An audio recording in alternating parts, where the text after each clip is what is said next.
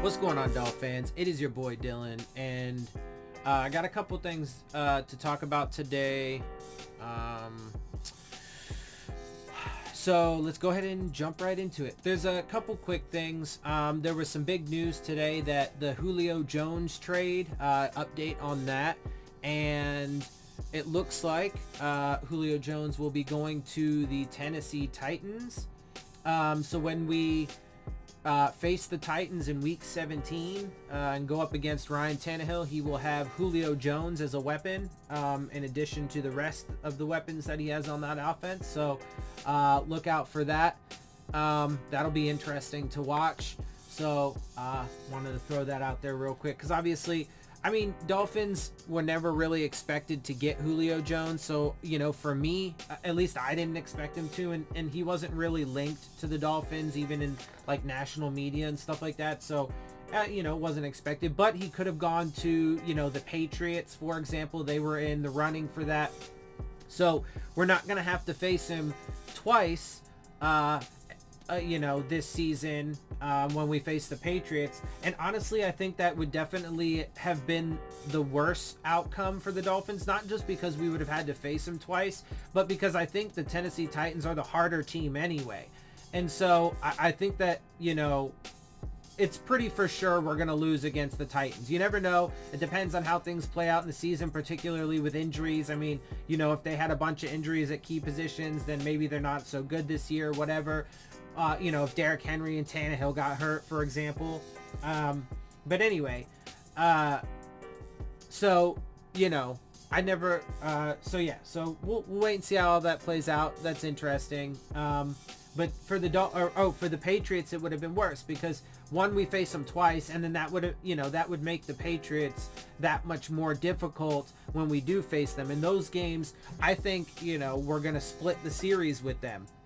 I think they're going to beat us in the first game of the season when we go to Gillette, and then I think we're going to beat them at the end of the year. That's how I have it playing out right now. So, but that would make it more difficult for us in both games if they had Julio Jones, obviously. Also, before I get to the main thing that I want to talk about, which is Xavien Howard and his contract situation, I do want to call Dougley Durong out really fast on something, because I just watched his Mythbuster video on Tua and whether or not he's a check down kind of guy, right? And I'm gonna give you the numbers that he gave in his video. I'll also link his video in the description box so you can watch it for yourself if you haven't. But the numbers he gave, he got from Pro Football Focus. Anyway, so, but he's a little misleading, and so I'm going to call him out on something, because, so the video is about whether or not Tua checks the ball down a lot, which he does. It's an absolute fact. And when you watch the tape, it shows that. Now, before he actually got into the numbers, he gave the Webster dictionary definition, and then a definition from another source as well. So he had two sources with the definition of check down. And the definition of check down is when a quarterback throws to a running back or a tight end after having gone through his progressions and found that, you know, his receivers are not open, right? And so, and here's where I'm calling him out a little bit, because he said at the beginning of the video that his video was completely 100% fact-based. And, you know, look, I'm not trying to hate on him, but, you know, you got to be accurate here, and you got to be not misleading. I'm not saying it was intentional, but he was definitely misleading, right? Because he gave the definition, and he even put the definition up on the screen so people can read it for themselves. Great. But then he added something to the definition, and he said that it had to be behind the line of scrimmage, which is not at all the case. Neither definition said that or even referenced that at all. Checkdowns do not have to be behind the line of scrimmage. That is not factual. That is false. Checkdowns can also be past the line of scrimmage to a tight end or to a running back, in the flat or something like that, or you know, right in front of the quarterback, right? How many times have you seen those as checkdowns when the rest of the field is taken up and you check it down? Dude, like, so it's misleading because then he gives the statistics about how often he did a breakdown, and he even did a comparison between him and Justin Herbert and Joe Burrow, and then he also did a comparison to him and some, you know, other veteran quarterbacks. But it doesn't have to be behind the line of scrimmage. The dude checked down an ungodly amount. So here are the statistics though. Tua, and so he got the depth percentage, right? Or I'm sorry, the percentage. So out of the entire pass attempts that these quarterbacks threw, the percentage of time that they went to certain depths, he has the depth breakdown, right? So for Tua, behind the line of scrimmage, he threw 11%. Short, 0 to 9 yards, which you can also have checkdowns in. Okay, it doesn't have to be behind the line of scrimmage. He threw 54.1% of the time. Now, to be fair, some of those passes can also be like shallow crossers to your wide receivers, you know, stuff like that, right? It could be like a short curl route, right? Something like that. The definition of a check down is when you pass to a running back. And, you know, to be fair though, even you could say that that tight ends and running backs even can be, you know, in a route running pattern that, you know, is caught or whatever in that range as well. So it's definitely a very, very nuanced conversation. The point is that the definition though of a check down is when you throw to a running back or a tight end after having gone through your entire progression and realize that your receivers, so the players, not necessarily just wide receivers, but tight ends and running backs that line up as a receiver and run, you know, a receiver's route tree. Once, you know, your first, second, and third progression, it depends on the place. You know, because not all plays have the same amount of you know, pass progressions. You know, 3, sometimes 4, sometimes 5, whatever. But, you know, it's when you get through your first 1, 2, 3, whatever progressions, and none of those are open, and then you check it down to a fucking running back or a tight end. But again, it does not have to be behind the line of scrimmage, and nothing in those definitions said it had to be. So when you look at the tape and when you actually go and look at all of his plays, the dude, like, I've rewatched these games, like, the dude checks down so much. But not only that, when he throws deep to the 20 plus yards, he's only 10%. These are just attempts. He only threw deep 10% of the time, but he had the second worst completion percentage. I think it was 7.8 if I'm not mistaken. And that ESPN Get Up video, you know, where Ryan Clark was saying some things, his opinion on you know, Tua's playbook comments, they had the graphic up there. He was second worst in the league at completions. And now, you know, rabid Dolphins fans will be like, yeah, but all those receivers dropped the ball, man. They didn't catch it. That's actually not true. Again, when you go look at the tape, the film, it shows that a lot of those passes were either overthrown or underthrown, and the receiver wouldn't have been able to catch the ball. So, you know, I'm the hater because I point these things out, right? But this is factual. This is what factual is. This is what being completely unbiased is. Now, you know, and again, I'm not trying to hate on Doug, but in his video, you know, he starts off by saying this is completely factual. Then he adds something to the definition of check down to fit his narrative. Again, I'm not saying he's doing it on purpose. I don't know the dude personally, but he is, whether he knows it or not, because that's not part of the definition. It just isn't. And again, I'll link in the description box. I'll put the link to his video. Watch his video yourself. He puts you can pause his video and read the description. It says nothing about it having to be behind the line of scrimmage. Anyway, let's get into these stats though, because he was 11% behind the line of scrimmage, 54.1%, 0 to 9, which you can also throw checkdowns to, and he did a lot. Oh, he also said that it had to be like, you know, screens and stuff. No, that's not true. That's not true either. It's just short passes that you throw as a last resort when the rest of your options, your primary 1, 2, 3 options on that play are taken away. The coverage downfield in the medium to fucking, or, you know, the short to long range, the 0 to 9, the 10 to 19, and the 20 plus, the coverage was so good that you had to check it down. But even your check downs can be fucking taken up, right? So anyway, but he was only 19.7% in the 10 to 19 range. And look, his completion percentage of 64 came heavily on those very super short check down passes. So he threw 11% behind the line of scrimmage, 32 attempts, 27 completions. Okay.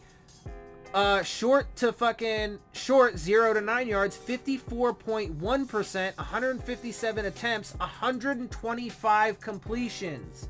So the bulk of his completion percentage even came from the checkdowns and the very short passes. So it is unquestionable. But here's the thing though, this actually goes back to his days at Alabama. He did a lot of this shit too. Also, let's add into the fact that RPO offenses are in fact designed to be that way. They're designed to be, hey bro, if you don't have, now, you know, part of whether or not a quarterback actually does that is the quarterback himself, right? And what his tendencies are. Like Ryan Fitzpatrick, for example, would take more shots down the field even if there was tight coverage. Tua has proven, even going back to his college days, that he's the opposite of that. But especially last year, it 100% bears out when you look at all of the facts, and also while you don't add things to the official definitions that suit to, you know, to suit your narrative. So, because look, you know, he was trying to sound in his tone and the way he presented his video, he was trying to make it sound like he wasn't being biased, but he was. And it's pretty obvious. You could tell that because it's a Mythbuster video, right? He labeled it Mythbuster video, and there's an air in his video of, you know, I'm trying to show you how Tua's not a checkdown guy, or at the very least, when you compare him to Justin Herbert, who threw for over 4,000 yards and who was, you know, rookie of the year or whatever, he also is a checkdown. Now, to be fair, when you get to his stats, he also did do a lot of, you know, checkdowns and short yardage stuff. And also, that's where a lot of his completion percentage came too. But he was also significantly better. I think, I don't remember if Justin Herbert was up in the graphic on the ESPN or whatever. I don't know if he was part of that. So I don't remember what his percentage was, but out of 11, Justin Herbert was 11.3% to 20 plus, so down the field. He had 67 attempts, way more, obviously, but 26 completions. Medium to 10, he was 18.2%. Short to 9, 44.7%, so less, so 10% almost, 10% less than Tua. But he was also 18.8% behind the line of scrimmage, so about exactly 7.8% more than Tua. So that balances out. So they both of those guys, it is fair to say, threw short a lot and also did a lot of checkdowns. Now, let's see, that was Herbert, and then so who was this? Was this Burrow? Yeah, so he also did Burrow, and let's also mention that Justin Herbert obviously had a shit ton more passing attempts, but he played the entire season, and he just performed significantly better. Among other things, you know, I think their team is actually built up a little bit better around him than what, you know, Tua has as well. So I think that's also fair to point out. Anyway, but then you get to Burrow, and he was only 10.4 behind the line of scrimmage, 48.5 short 0 to 9, 23.5 though medium 10 to 19, and 11.9 of 20 plus. So those are the statistics. But again, to be completely accurate, 100% accurate, it doesn't have to be behind the line of scrimmage to be a check down. It can also be in that 0 to 9. Once you get past that, it's not a check down anymore. It's, yardage certainly is part of it, right? Because once you start throwing, then once you get past the 9, then you're throwing into the medium or long range of the field, and you're actually throwing passes probably either to, a wide receiver or a tight end down the field, occasionally a running back down the field if you have a running back that can do that.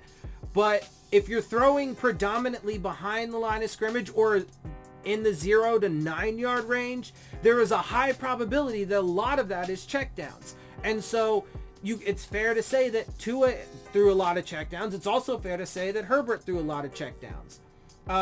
But when, part of the downside for Tua was when he did fucking throw downfield, he was extremely inaccurate.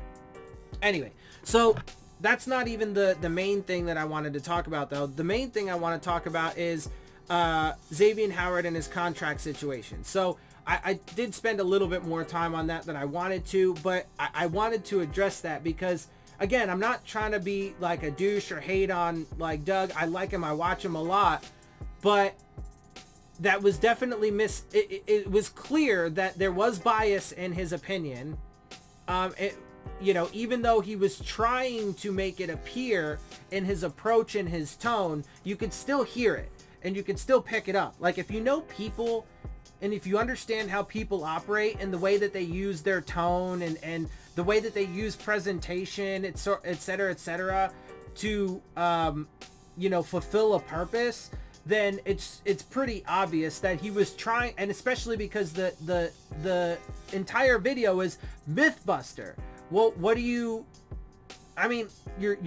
point of the video is to bust a myth. The myth is that Tua is a check down guy, and he tried to put stats up there, and with the stats that he has, right, and the fact that he only threw behind the line of scrimmage 11% of the time, you could say, with the amended definition that he gave, right, adding to it saying that it has to be behind the line of scrimmage, and in some kind of like screen pattern or screen pass or something like that, right? Then maybe you could say, oh, he's not, because look, 54% of his passes were in the 0 to 9. But you 100%, and if you know football, if anybody know, look, I'm not super knowledgeable in like the X's and O's side of things, to the degree of like, to the degree of like, being super proficient or, whatever at knowing, alignments, in differences between, like, I know what an I formation is, but there's a lot of like nuance in there that I don't know. And obviously, like, I don't know things so much about technique because I never played football. But if you know anything about, there are certainly, you don't have to know super in depth to be able to understand what a check down is and identify it when you see it happen on the field. And so, anyway, I want to move on from that, but I did want to clarify, and I did want to say some comments on that because he absolutely checks down. He didn't bust the myth at all, not even close. Because when you first of all, you just can't change the definition on the fly like he did. Again, I'm giving him the benefit of the doubt and saying it wasn't on purpose. I don't think it was on purpose or intentional, but unquestionably he added and changed the definition to suit the narrative that he was trying to push, and that is that Tua is not that kind of guy, and it's just not factually correct. It's not factually correct because his definition was wrong, and it's not factually correct because when you actually look at the breakdown, but you have to add in the film on top of that too. And when you watch the film, he unquestionably checked down a lot. All right, now let's get to this article by Kyle Krebs. Should Dolphins grant Xavien Howard's contract desires? Now, I've been talking about this, here and there for quite some time, especially when I talk about the cap space and Byron Jones and so on and so forth, and how he's paid a decent amount more money than Howard, even though Howard is easily twice the corner that he is, if not more. Anyway, the Miami Dolphins are entering the 2021 NFL season with higher expectations than the franchise has endured in quite some time. The work of general manager Chris... Yeah, I mean, that's true.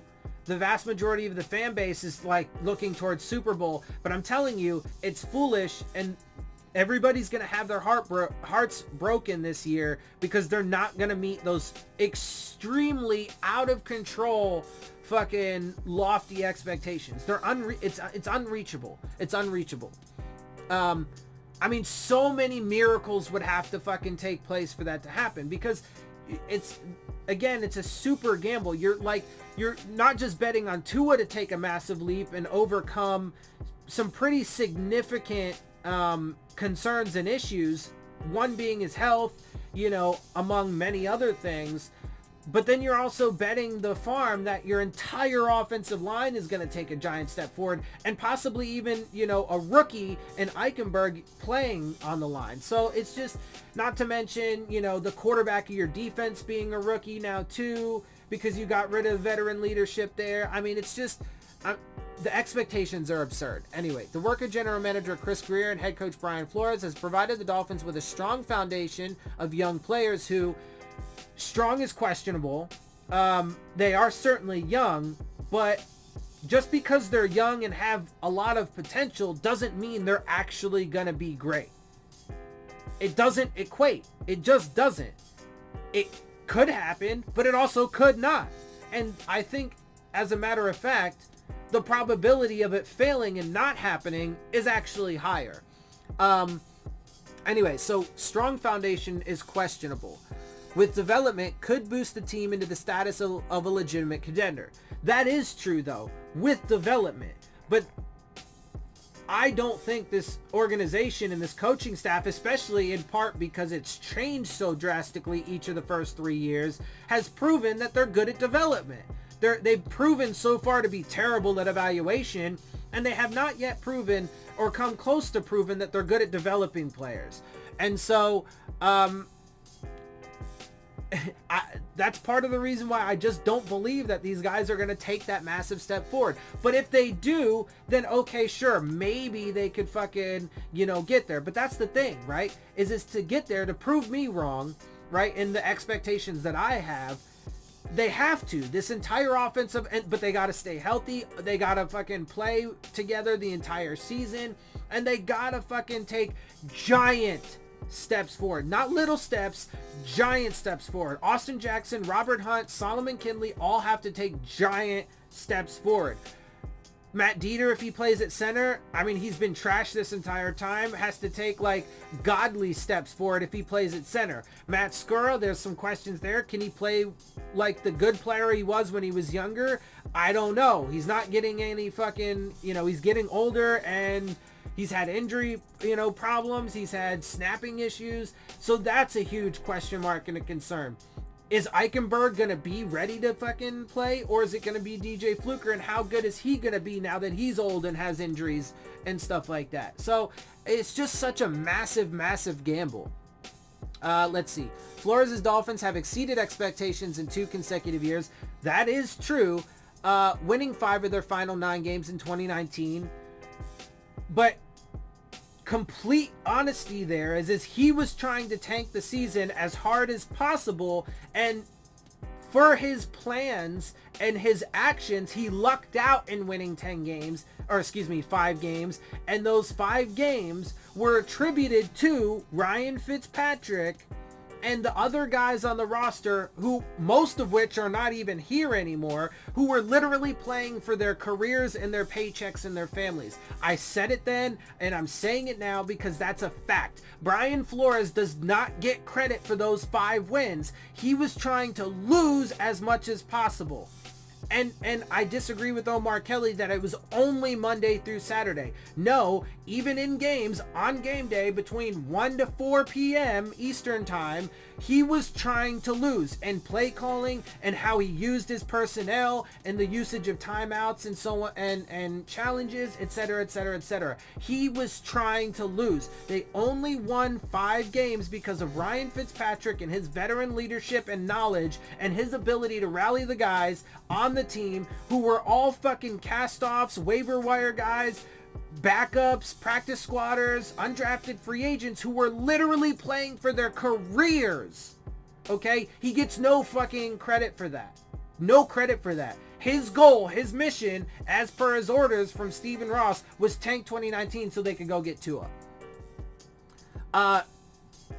But they did exceed expectations. I thought they were going to win like 1 or 2 games. So sure, they exceeded expectations. But Brian Flores gets none of that credit. Let's see. With some considered to be the worst roster in recent memory before winning 10 games. Okay, with worst roster in recent memory, it's his fault. He destroyed the roster, him and Chris Greer. So that's not a positive. Again, first of all, they don't get credit for the 5 wins because they weren't doing anything to try and get them. But also, they sucked so bad and the roster was so shit because of how they destroyed it. The way people twist things into positives and ways to praise these assholes when they don't deserve it is ridiculous. And look, I don't give a fuck if people call me a hater because I point that reality out and I say it for what it is and not try and sugarcoat it and kiss the dude's ass simply because he's my fucking head coach. He's not my head coach, as a matter of fact, but because he's the head coach of my team. So get the fuck out of here with that. And the 10 games, I've said this fucking ad nauseum, bro. They were not a 10-win quality team last year. Not even close. They should have only won 5 or 6 games. And yes, they lucked their way to those additional 4 or 5 wins. In part because they got to beat up on really good fucking teams like the 49ers, only because they were decimated by injuries, because they had a fucking stretch of the season in the middle towards the end of the year where they either played bad teams or teams who ended up being bad because of injuries and COVID. So get the fuck out of here, bro. Like, there is so much evidence that counteracts, negates, and contradicts the fucking couple face value points that people want to throw out there about, oh, they won 10 games, so they must be good, or the defense was number 1 in scoring defense, so they must be good. They were also terrible at other things, like pass rush and run defense, for example. So those things balance out and fucking create the entire picture, and not just the fucking very specific, preferential narrative that individual people have by saying just those specific things. Anyway, in 2020 and narrowly missing out on the postseason. Should the Dolphins... Yeah, and again, so 10-6 record. Adam Gase in his first season with a average at best team took us 10-6 and went to the playoffs, and they didn't even have to do it with an expanded playoff field. They weren't a 10-win quality team, lucked their way to 10 wins and missed out even with an expanded playoff field. Why? Because that's fucking... I don't know what you want to call it. Karma. It's fucking whatever. Because, and the last game of the season, the way they got destroyed by the Buffalo Bills is evidence of that. If they would have won that game, they would have been in the playoffs. Guaranteed they would have been in the playoffs, and they couldn't fucking handle business, and they got fucking destroyed. Their entire starting fucking defense got demolished. And so keep that in mind, though, because the point of this part of my conversation is they cannot afford to lose Howard. Anyway, should the Dolphins exceed expectations for a 3rd straight year, the Dolphins will certainly be in the postseason. They're not gonna. Teams don't consistently exceed expectations. Even really good teams. Although, to be fair, with really good teams, they usually meet their expectations because the expectation is his greatness, or, whatever, and then they accomplish that. Or they get disappointed and they fall short of that, right? So, Anyway, they're not going to have the same luck as they did last year, because the league is not, at least as stands right now. I mean, I think that COVID actually is going to play a factor in this season. I think people are very much underestimating that, but at least at the beginning of the year, and through some of it. Now, I don't necessarily think they're going to shut down because they didn't do it last season, but I think it will have an effect. I think there will be guys who end up testing positive and have to go on the list, etc., etc. I don't know that they're ever going to shut down, whatever, and but there certainly won't be as many injuries. So they're going to have to face harder teams that are not as decimated, so they're not going to luck out and have handicaps in that way. They're going to have to face more pass rush, which he's not good against. Tua isn't. And look, it's going to be a lot harder. They're not going to luck into 10 wins this season. They're actually going to have to fucking prove that they can do it, and I don't think that they will be able to. The recipe for success in 2021 will likely mirror that of the 2020 team. The Dolphins were smart, disciplined, opportunistic, and managed to secure just enough game-changing plays on defense to create control and leverage in games before playing situational football to close out wins. I mean, look, I'm not gonna fucking continue to repeat things and go into a diatribe on that, but that's just not accurate. I mean, some of that is, look, the defense definitely was opportunistic, and Xavien Howard is the primary reason for that because he is a beast. He is elite. And it is also true that for the most part, they haven't been a highly penalized team since Flores has been here. But the rest of that, smart, that is certainly questionable.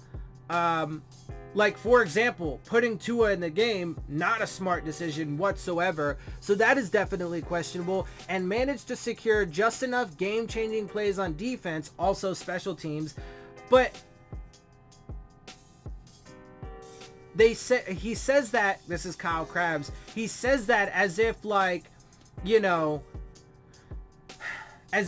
Brian Flores, look, you can't, the point I'm trying to get to is here, and I said this last year, you can't count on those things. You can't expect to win games with your defense and, turnovers and scoring on defense or special teams every single game. And even last season, they couldn't. They had a few games like that, and because of various different factors, they definitely had very good performances out of their defense, and Xavien Howard personally did come away with 10 interceptions and was statistically the best quarterback in the league last year, 20 passes defensed, etc., etc.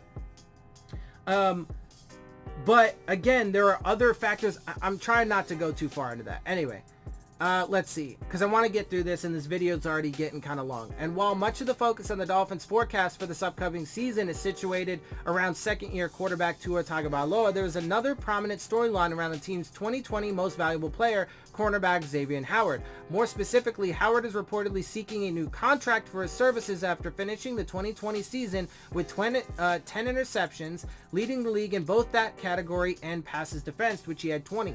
Howard's 2020 season was, statistically speaking, on par or better than New England Patriots cornerback Stephon Gilmore's 2019 campaign that won Defensive Player of the Year. Howard was undeniably a stud, and given the Dolphins' current pay distribution of the secondary, which features Byron Jones as the team's highest paid cornerback, Howard is well within his rights to assess his value and seek to change his situation as the second highest paid cornerback on his own team, let alone in the league. I think right now he's like the third. Anyway, and again, I've been talking about this for a while, and look, but I've talked about it partly in, again, cap situation, and maybe they end up, trading him. They designed his current contract to be trade friendly. So that's part of the reason, friendly to other teams, so they won't have to eat dead money or, that sort of thing or whatever, or they won't have to eat certain fucking, like the Dolphins will eat, and they've done that a lot, which is super stupid. Like, they'll eat money that would go to the other team or whatever. Super fucking stupid. Anyway, I've talked about it in context of him, and next to Byron Jones, and but they cannot afford to lose Howard. They just can't. They can't.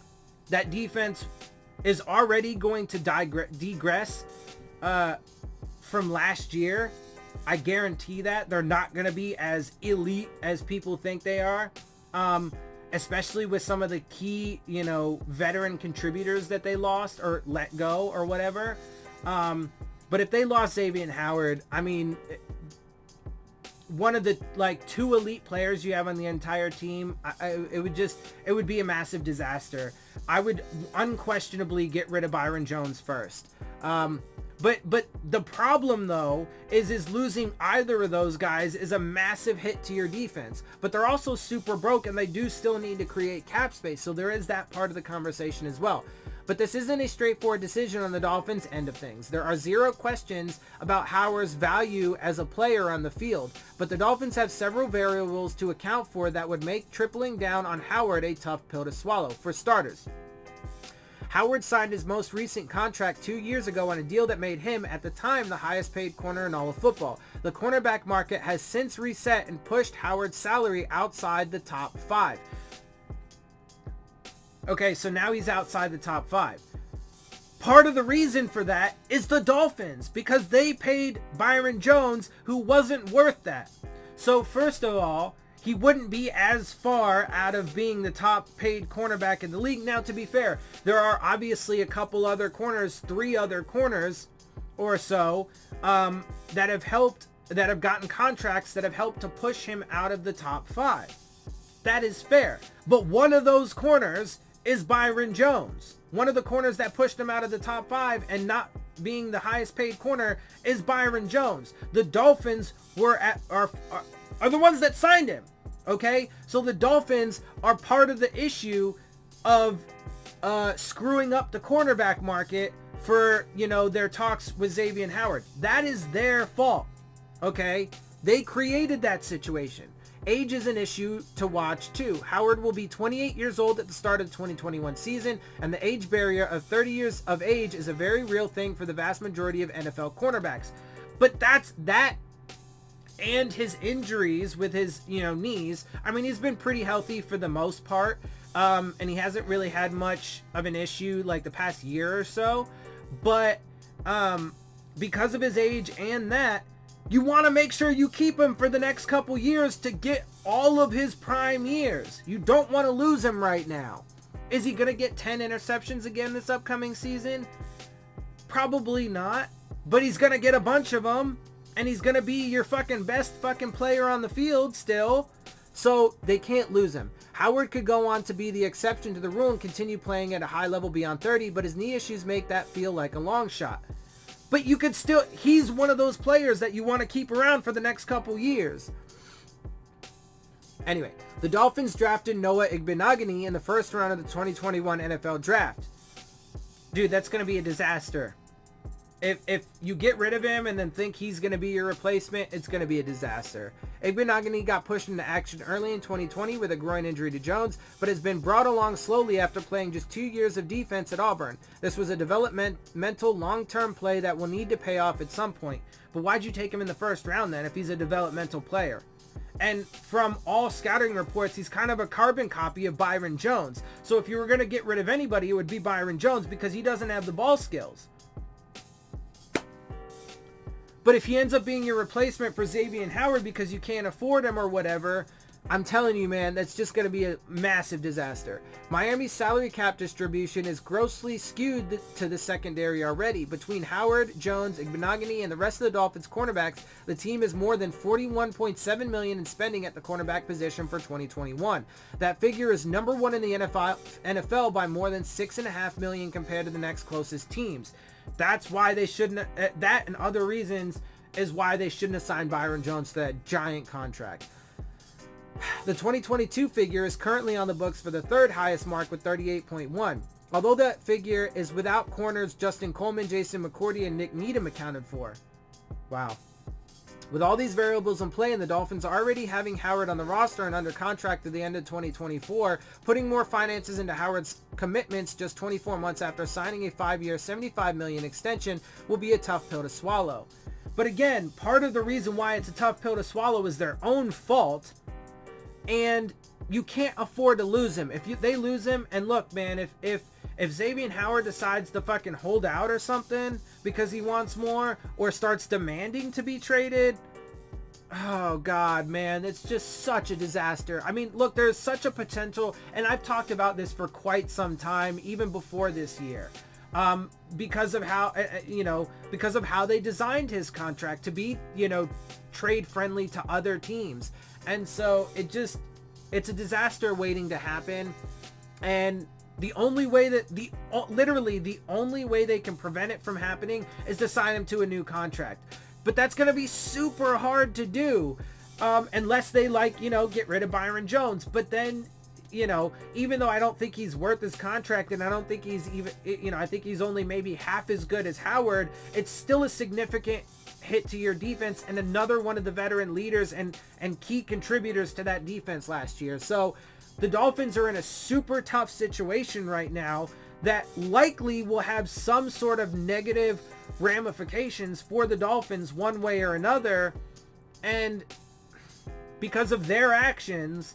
And it's a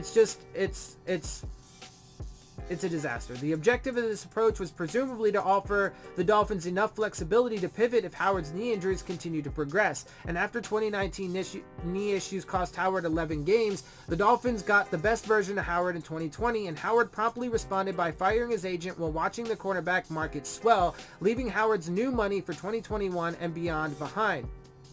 Howard is now represented by David Cantor. Howard is currently missing in action from the Dolphins' voluntary workouts in Davie, although a report from Barry Jackson indicates his absence is not related to his desire for a new contract. Let's see what happens when it's not voluntary. That's what I'm saying. If he starts holding out, then that'll be a different story. Flores, when asked about any players' absences, whatever, I don't care about all that. And so for now, there appears to be an amicable understanding from both sides of this relationship, but sooner or later, as is usually the case, this will come to a head for the Dolphins. There are three options. The Dolphins meet Howard's request, the Dolphins do not meet Howard's request, and Howard continues to play in Miami on his previously agreed upon deal. The Dolphins do not meet his request, and the corner voices his displeasure, resulting in a trade.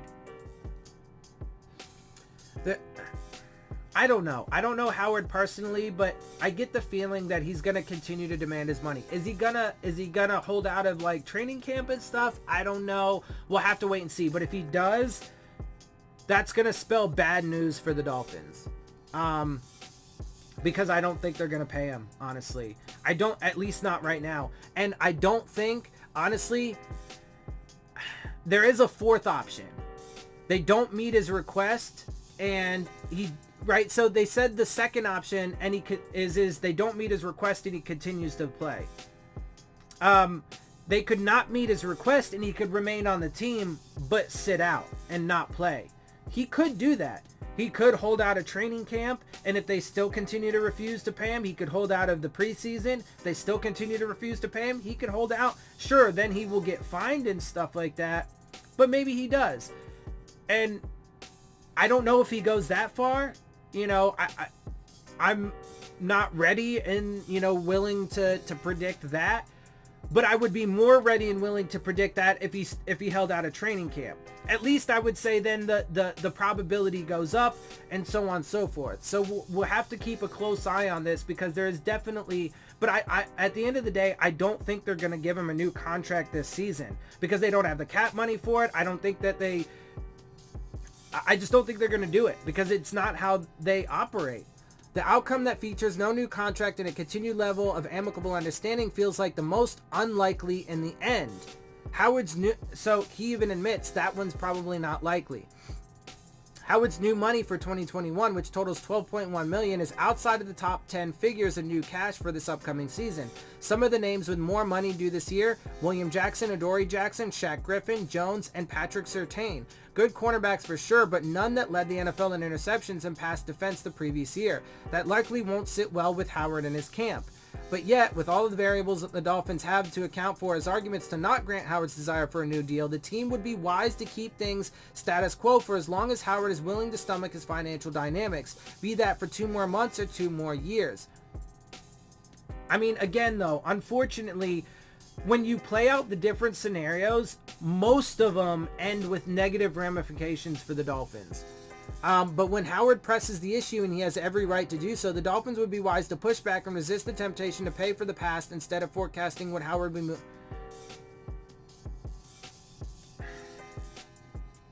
I mean,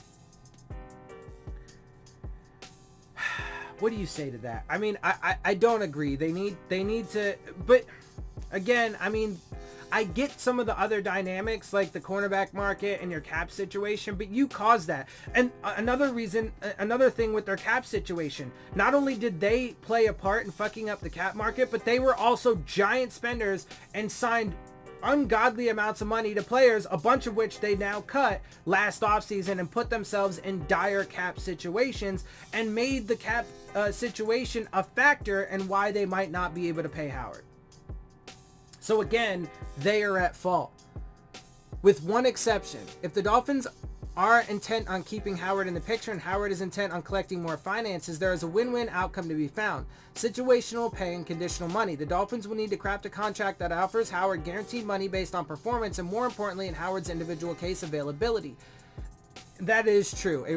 So that is one way they could do it, but I just don't know that they're gonna. A restructured contract or new extension would need to feature a juiced up version of a series of stipulations that already exist within Howard's current contract beginning in 2022, per game bonuses for being active on game day. Howard's current contract features, but the thing is though, is if he does stay healthy, and if he does stay healthy, he's gonna perform. If he performs, then he's gonna be super expensive. Howard's current contract features a $29,411 per game bonus for every game he dresses for beginning in 2022. This is where the common ground can be found between the parties to allow for Howard to regroup greater pay, blah, blah, blah, blah, blah. So he just, finishes up with that. So look, the point there is this is definitely a situation that the Dolphins have to get figured out. But unfortunately, most of the different scenarios have some sort of negative ramifications on the Dolphins. We will have to see how this plays out. And honestly, it worries the shit out of me. Anyway, with that though, I'm gonna get out of here. I hope you guys appreciate my perspective. If you do, make sure you hit the subscribe button, make sure you hit the like button, make sure you hit the bell if you want to get the alerts. Share my channel and videos with your friends and family. Leave your questions, comments, and concerns down in the comment section. And of course, as always, follow me on Twitter at Dillon Tartaro. And with that, I am out. I'll see y'all soon. Phins up.